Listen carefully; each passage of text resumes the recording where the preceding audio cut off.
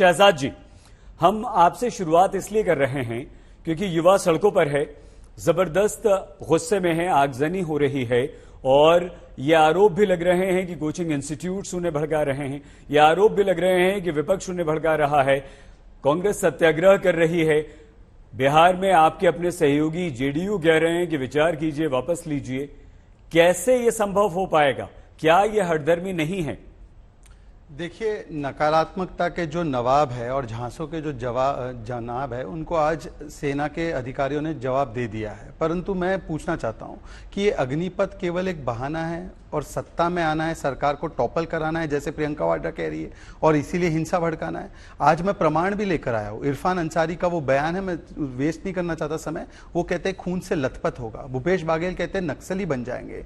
दिग्विजय सिंह कहते हैं shoot to kill हो जाएगा। इनके एनएसयूआई के डिस्ट्रिक्ट प्रेसिडेंट सहारनपुर में पकड़े गए हैं, किस प्रकार से वो हिंसा भड़का रहे थे। समाजवादी पार्टी के लोग भी पकड़े गए हैं। ये एआईसीसी मानसिकता है, एनआरकी इनको चाहिए कमेटी। ये आरजेडी मानसिकता है, रेल जलाओ दंगा करो मानसिकता। ये एसपी मानसिकता है, संपत्ति फूको मानसिकता। आज मेरे कुछ सवाल है। 10 वर्षों तक हमने देखा यूपीए की सरकार थी, इतने वर्षों में जो चर्चा चल रही थी, 1989 से इस रिफॉर्म की चर्चा चल रही है। 1977 में टीएन रायना कमीशन बैठी थी, कारगिल रिव्यू कमेटी थी, शेखटकर कमेटी, ये सारी चीजों को इग्नोर किया गया। ओआरओपी को 42 साल तक इग्नोर किया गया। नेशनल वॉर मेमोरियल को 50 वर्षों तक इग्नोर किया गया। मॉडर्नाइजेशन ऑफ वेपन्स को नहीं किया गया, रफाल को नहीं लाया गया। किस प्रकार से हमने देखा कि 1.86 लाख बुलेट प्रूफ जैकेट चाहिए थे हमारे सेना के जवानों को, वो तक नहीं दिया गया। और आज जब ये सारे काम सेना के आदेश पर किए जा रहे हैं तो उसमें रोड़ा अटकाने का काम किया जा रहा है। मैं इनसे पूछना चाहता हूं, 65 में भी तो कमीशन हुई थी, इमरजेंसी कमीशन हुई थी और 5 वर्ष की हुई थी और उस समय पर लमसम भी नहीं दिया गया। आज तो लमसम भी दे रहे हैं। 25% तो सीधे आर्मी में जाएंगे, बाकी 75% के बारे में, चाहे वो मिनिस्ट्री ऑफ डिफेंस हो, चाहे वो मिनिस्ट्री ऑफ हाउसिंग हो, मिनिस्ट्री ऑफ पेट्रोलियम हो, मिनिस्ट्री ऑफ होम अफेयर्स हो, सीएपीएफ हो जिसमें एसएसबी है, आईटीबीपी है, पीएसएफ है, सारी स्टेट की पुलिस फोर्सेस है, वहां पर उनको मौका दिया जा रहा है, आरक्षण दिया जा रहा है, कई जगहों पर प्राथमिकता दी जा रही है। तो आज वो उनसे कह रहे कि नक्सली बन जाएंगे। मैं इनसे पूछना चाहता हूं, क्या भूपेश बाघेल के इस बयान से वो इत्तेफाक रखते हैं कि भारत की सेना की ट्रेनिंग लिया हुआ व्यक्ति जो ऐसा एक व्यक्ति बनेगा, एक ऐसा आदर्श नागरिक बनेगा, वो नक्सली बन जाएगा? और जब प्रियंका वाड्रा कहती है, उनका स्टेटमेंट है कि टॉपल करा दो सरकार, तो ये पूरी की पूरी हिंसा जो कराई जा रही है वो केवल और केवल सत्ता में आने के लिए। और ये तो वो लोग हैं जिन्होंने आर्मी चीफ को सड़क का गुंडा कहा है, जिन्होंने सर्जिकल स्ट्राइक पर सबूत मांगे, जिन्होंने पुलवामा का दोष भारत पर डाला है, बालाकोट एयर स्ट्राइक पर सवाल उठाए हैं। आज इनसे अपेक्षा की जा रही है कि ये सेना के हित में बोलेंगे। ये दरअसल सेना के मनोबल को तोड़ने के लिए प्रयास कर रहे हैं।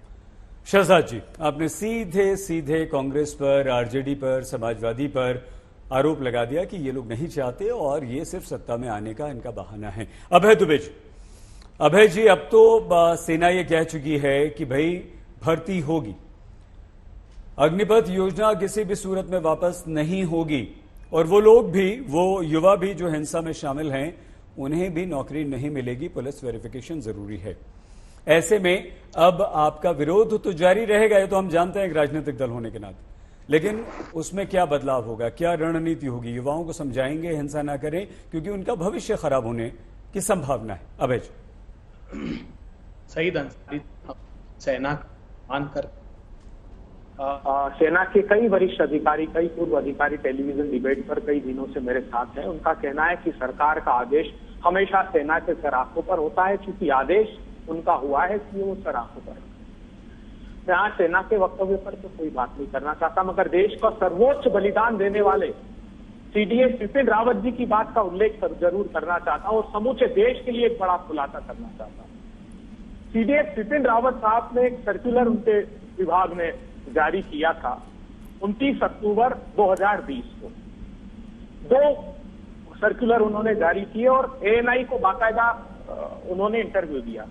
उन्होंने कहा कि जब हम हमारे ऑफिसर रैंक के नीचे सैनिकों की भर्ती करते हैं तो उनके जो शुरू का सेवा का काल है वो द्रास में, तवांग में, गुरेज में, सिक्किम में ऐसी कठिन परिस्थितियों में गुजर जाता है। जब उस कठिन परिस्थितियों से, परिवार से दूर रहकर जब वापस आते हैं तो हम उनको बाध्य कर देते हैं रिटायर होने के लिए।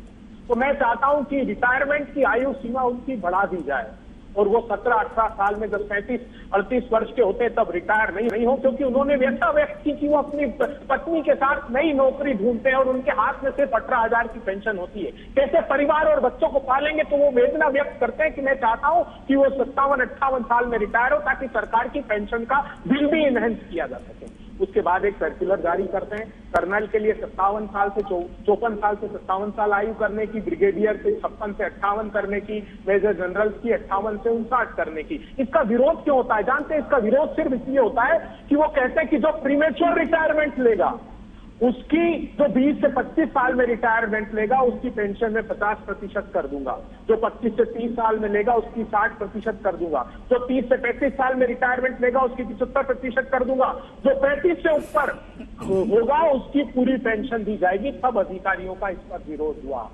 दूसरी बड़ी बात मैं करता हूं, हमारे पास एक सबसे ताजा उदाहरण है, मैं सुन रहा हूं कई दिनों से, भारतीय जनता पार्टी के प्रवक्ता अमेरिका का उदाहरण दे रहे हैं, इजराइल का उदाहरण दे रहे हैं, रशिया का दे रहे हैं, साउथ कोरिया का दे रहे हैं। हाल ही में जो लेटेस्ट स्टडी हुई है वो हुई है रशिया और यूक्रेन वॉर पर। एक लाइन पढ़कर उस जनरल की मैं बताता हूं क्या स्टडी की है।